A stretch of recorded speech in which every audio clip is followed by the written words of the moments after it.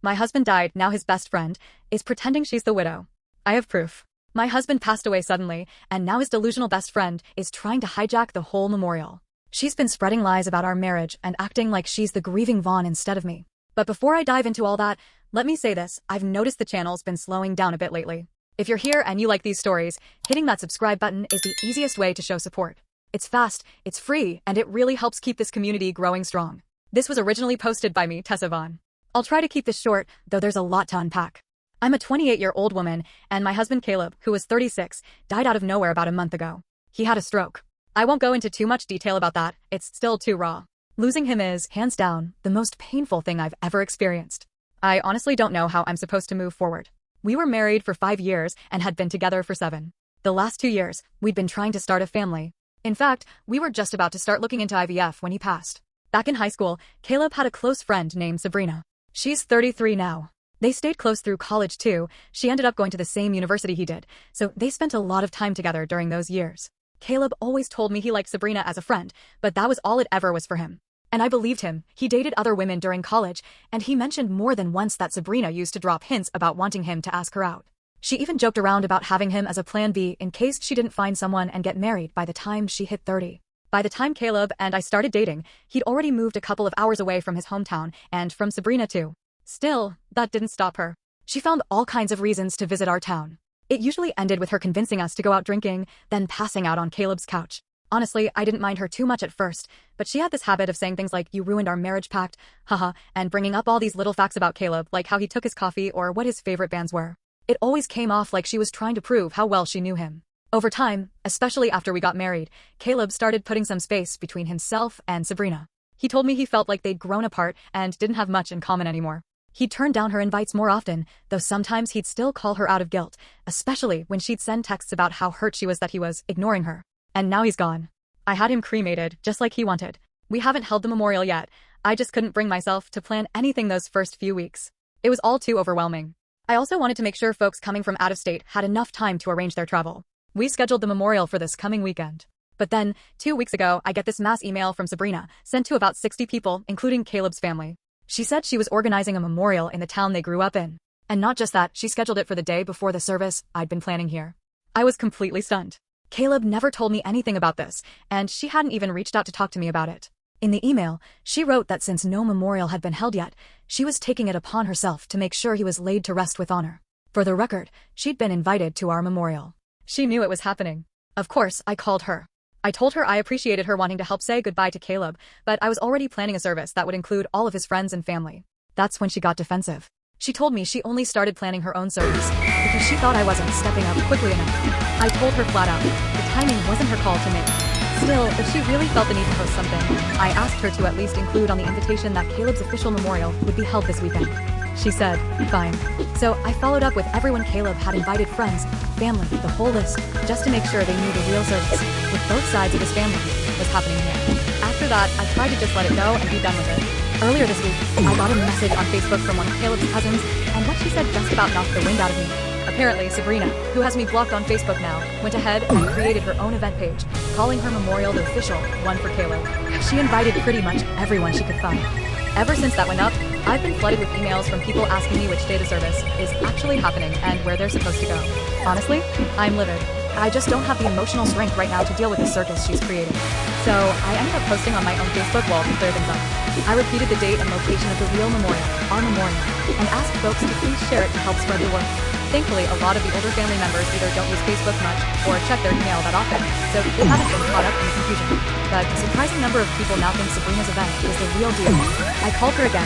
Yeah, I know, probably a mistake, but I asked her one more time to update her event listing to mention that Caleb's actual memorial was taking place here with his family. She flat out told me that Caleb would have wanted it this way, and if I couldn't respect what she was doing, then I wasn't welcome to say goodbye to him. That's when I told her I already had said goodbye to the man I loved, as I held him while he died. She didn't say another word, just hung up on me. And now, just to add insult to injury, she's apparently out there spreading lies to Caleb's friends. She's been telling them that Caleb had been planning to leave me because I couldn't get pregnant.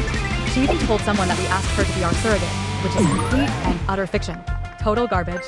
One of Caleb's cousins sent me a screenshot of a text where Sabrina claimed Caleb always thought they would have had the cutest baby together, and that I never really understood how badly he wanted to be a father. I don't even know what to do anymore. I can live with her talking trash about me. I've got thick skin, but when she starts dragging Caleb's name through the mud and making up stories about him wanting to leave me, that crosses a line. He would never have left me. Anyone who truly knew him knows how deeply we loved each other. We were solid. We were committed. Period. Right now, I feel stuck between two impossible choices. Do I tell this woman to go to hell and risk her ramping up the lies even more? Or do I just let it all go, crawl into bed, and try to forget any of this ever happened? Because honestly, that's all I want to do. Just disappear under the covers and stay there. Please, someone help me make sense of this mess. Top comment. Paraphrased. I'm so sorry for your loss. I can't imagine the pain you're in right now. Sabrina sounds absolutely unhinged and cruel. If I were in your shoes, I'd probably want to burn everything down out of anger, but that's not the healthiest move. Instead, here's what I do. Send out an email to everyone you've invited to Caleb's actual memorial. Keep it simple, just say, just a quick reminder, the official memorial for Caleb will be held at location, on date. Don't even mention Sabrina or her nonsense. Contact the chapel hosting her event and see if they'll shut it down. Block her on every platform, email, social media, everything. And take comfort in this. Anyone with even half a brain who knew Caleb will realize Sabrina's lost her mind. Or at the very least, that she's acting completely out of line. Update, 2 days later. Sorry for not updating sooner, it's been a whirlwind. I want to thank everyone who offered support, advice, and even financial help. Caleb and I were in a good place financially, so I'm okay for now and don't need monetary assistance. But I was honestly overwhelmed by the kindness people showed. It really meant the world. I took the advice from most of you and called the chapel where Sabrina planned her memorial. I ended up speaking with the pastor, and right away he told me he'd actually been trying to reach me. Turns out, both Caleb and Sabrina grew up attending that church. I'm not religious myself, and neither was Caleb in his adult life, so I hadn't thought much about it. But with my voicemail overflowing these last few weeks, I probably missed his earlier calls. The pastor was kind and immediately expressed how sorry he was for Caleb's passing. He told me he'd gotten my contact information from Caleb's great aunt, who still goes to that church. The pastor told me he'd been caught off guard when Sabrina first approached him about organizing a service for Caleb. She claimed that Caleb and I were separated, and that I didn't want anything to do with it. He'd been trying to get in touch with me to confirm, but obviously we never connected. He was very apologetic about the whole situation and said we could either cancel the service or go ahead with it, whatever felt right to me. Something about that offer felt genuine, like it came from a good place. He mentioned that many members of the church still remembered Caleb from when he was a kid and would likely appreciate the chance to honor his memory. The one condition, of course, was that Sabrina would no longer have any part in the planning. And I agreed. I told him I was okay with the service going forward, as long as she wasn't involved. After we hung up, the pastor reached out to Sabrina and informed her she was no longer welcome to take part in organizing the service, given how she had behaved. He didn't share every detail of what she said to him, but he did mention that she seemed upset. He told me he'd recommended some spiritual or mental health resources to her and hoped she'd accept the help. Apparently, she did admit to lying and even asked if she could speak with me, but I turned that down. I'm not trying to be cruel. I do feel bad if she's honestly remorseful, but I'm already overwhelmed. I can't take on her guilt or drama too. In the end, we had 2 beautiful services for Caleb. First, the one at his hometown church, and then the non-religious one I organized here. Both were filled with people who truly cared about him, and that's what mattered most. Folks came ready to celebrate his life. I heard so many stories about Caleb that I'd never heard before. Some that made me laugh so hard I nearly cried, and others that broke my heart all over again. I cried a lot that weekend. Then I cried some more. But they were real tears earned, shared, and healing in their own way. My cousin kept an eye out for Sabrina just in case. I honestly didn't even think about her during the weekend. I was too focused on Caleb. Turns out, she did show up to the first service. The pastor pulled her aside and spoke with her privately. I had no idea it happened at the time. Later, my cousin told me the pastor had been firm, but kind. He told her it wasn't appropriate for her to stay. To my surprise, she left without causing a scene. I'm still not sure this whole ordeal is fully over, but I got to say goodbye to my husband in a way that felt right, surrounded by people who loved him. That's what matters most to me right now. Thank you, truly, to everyone who supported me through this. Your kindness made a difference. Top comment. I'm really glad the pastor turned out to be such a compassionate and understanding person. It means a lot that you were able to say goodbye to your husband in a space filled with love. My response. I made sure to tell him how much I appreciated it. I usually feel out of place in religious spaces, so I told him right away that I wasn't religious. And he just looked at me and said, that doesn't matter right now. You loved your husband, and there's always a place for love here. I won't lie, I teared up when he said that. Second update, 4 months later. I don't know if anyone's still following this, but I thought I'd post an update now that a few months have passed. It's been around 5 months since Caleb died, and to be honest, it still feels like I'm stuck on the same day, just repeating it over and over. I'm in therapy, which helps a little, but the grief? That hasn't let up at all.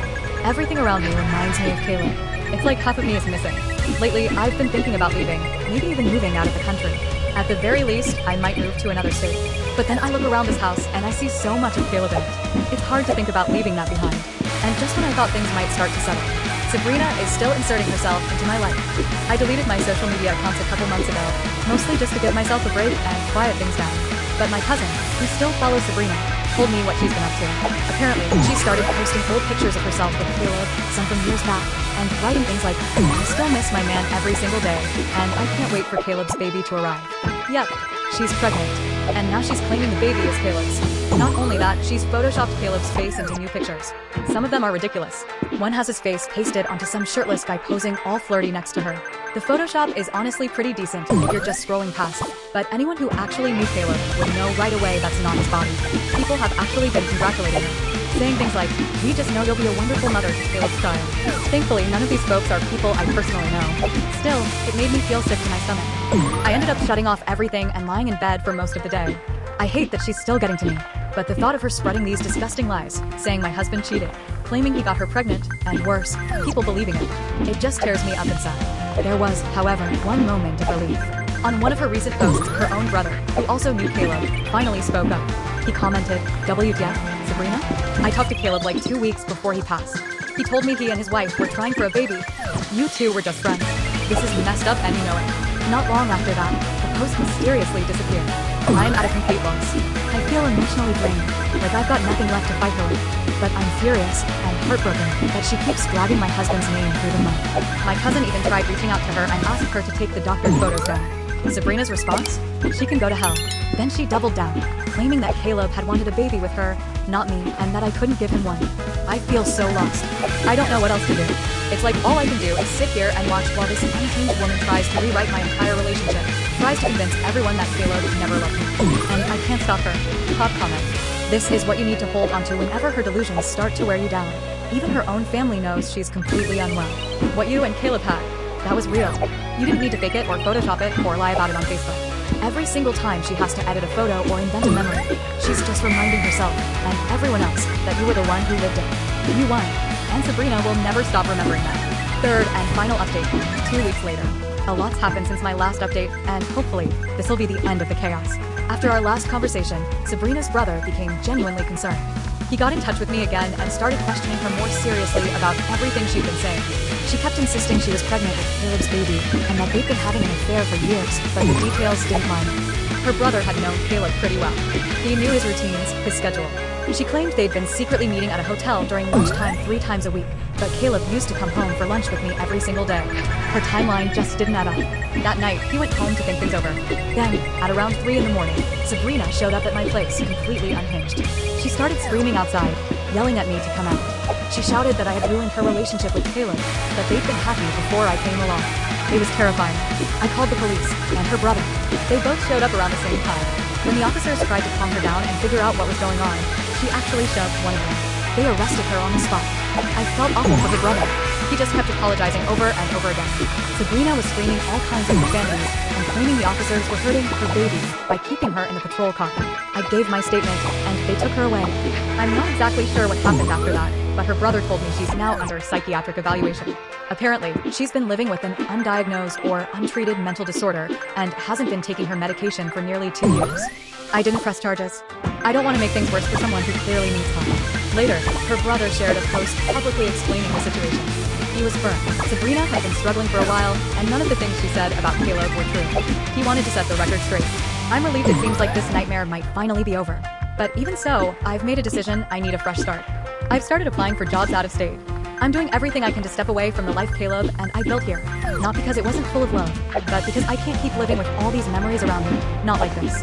Thank you all, truly, for your support, for listening, for believing me. It meant more than you know. Top comment. This might be the best possible ending to something so deeply upsetting. Honestly, she was only a few months away from doing something really dangerous, maybe even trying to steal a baby from someone's shopping cart. Her delusion had to break eventually, and while it's tragic, this was probably the only way it happened. I hope learning that she's sick gives you some peace, even if it doesn't make up for the pain she caused. I lost my partner too, so I understand your grief on a personal level. Some people say moving doesn't help, but I get it. I still can't even drive through the town we lived in, it hurts too much. Sometimes you need distance, not because you want to forget, but because healing in the middle of so many memories is nearly impossible. You're doing the right thing, wishing you peace and strength as you start over.